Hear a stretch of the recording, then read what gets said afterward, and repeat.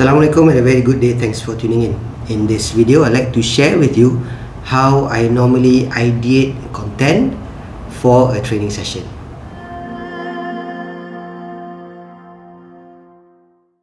So normally what I'll do is I'll take a piece of paper like this and I fold it into 3 portions, roughly 3 portions.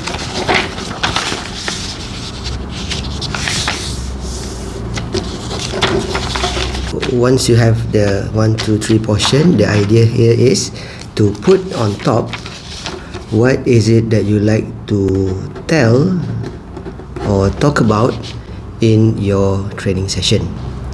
Then we move on to what you would like to show during that session, and last but not least, what are you going to do to involve your participants.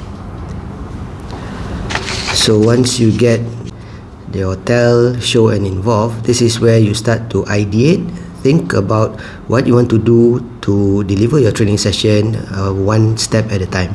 First is to list down everything that you think you would like to tell or anything that crosses your mind that you want to talk about in your training session. For example, you want to let your audience know what is the definition of something. Maybe you like to give some examples. By the way, this is just a draft. It doesn't have to be in any particular sequence. Maybe you like to explain the steps.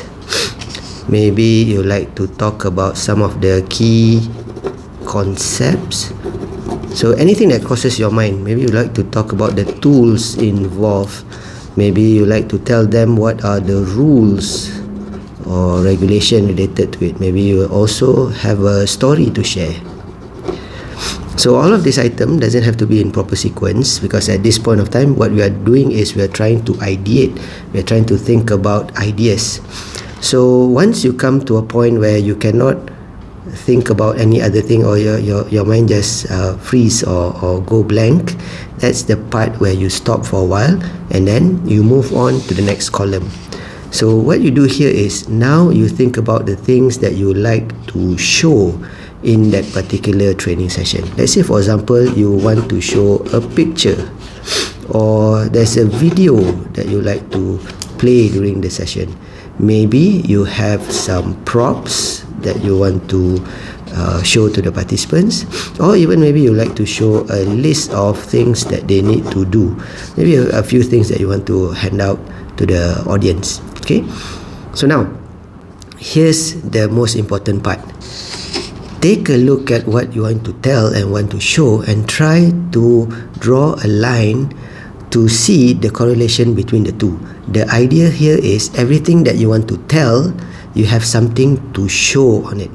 And similarly, everything that you want to show must have a purpose in terms of what you want to talk about. So let's say, for example, during the definition, you like to show the picture.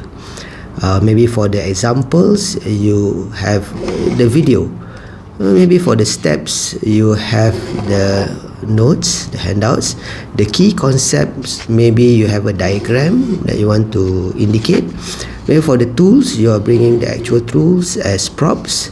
Again, for the rules, you want to put it in the notes. And maybe you want to tell a story while you are talking about the props. So once you have something that is interrelated, that gives the idea that your content is somewhat complete.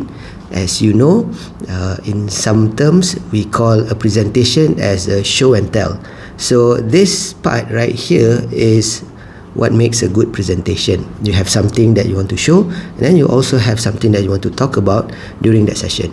But what makes a presentation a training is when you have involvement of the audience. So this is where you start to think about, how do I get involvement of the audience?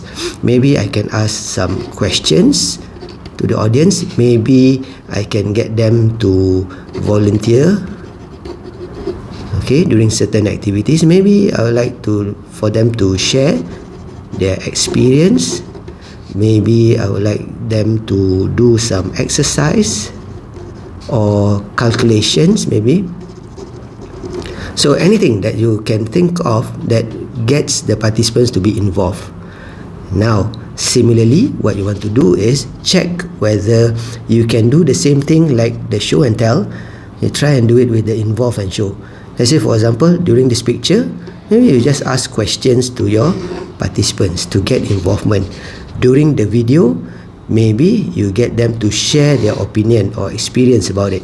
Maybe with the props, you call out a volunteer to try it out. Maybe for calculation and exercises, you have it in your handouts.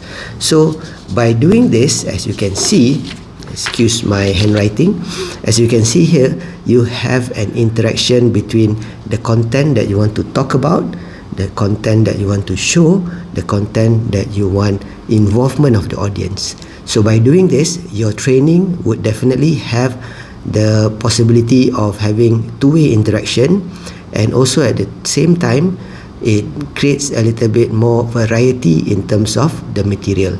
So the things that you want to tell will become your explanation.